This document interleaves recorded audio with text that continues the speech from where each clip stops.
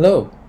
So during my lifetime, I think some of the biggest changes that I've seen in my local environment from climate change are probably related to the air quality levels, the air pollution levels.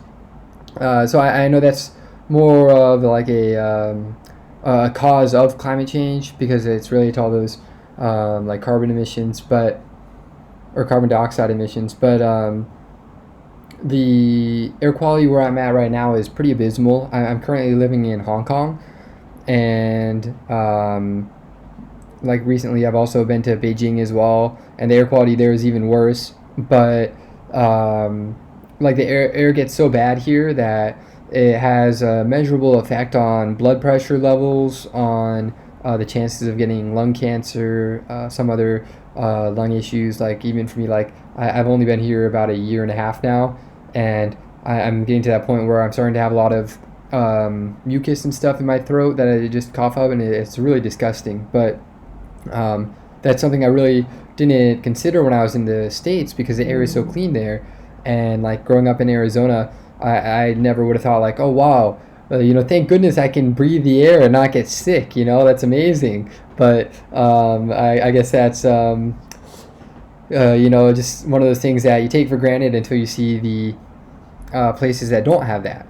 And this air quality has a huge impact on education. I think especially in places where it's more severe than here, like in Beijing. Sometimes they have to shut down the schools because the air is so bad that they don't want anyone outside at all.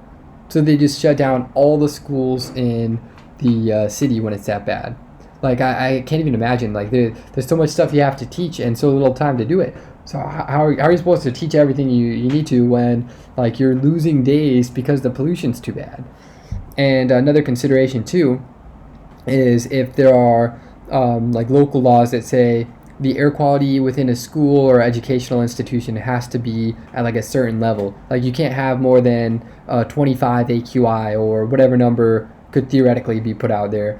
Then you have to start thinking, okay, well, like what kind of facilities do we have to take care of the air? Then do we need purifiers or filters or ways to measure the air? Things like that.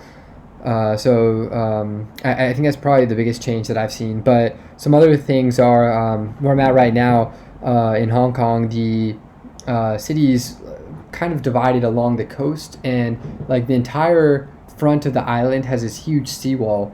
But there's parts of the town that don't really have that sort of infrastructure yet, and there's concern that some of those areas would just be flooded within like 50 years because of the rising sea levels.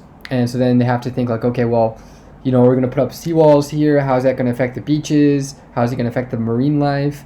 And it's really a huge consideration. And as far as how that affects education, I think the biggest thing is for students, that it's like a whole nother field that would have to be taught, or like a potentially like environmental engineering. Like maybe there needs to be more attention paid to raising environmental awareness for younger students so that when they go to college and stuff, they have more opportunities or more consideration for doing like environmental engineering. Like as an example, for the seawalls here, they started using a new like environmentally engineered wall panel, so that when they put these panels all over the walls, they won't have as big of an impact on the sea life. So just something interesting to consider, I guess. But yeah, I think the biggest thing though is definitely the air quality because it literally affects everybody. But yeah, thank you. That's it.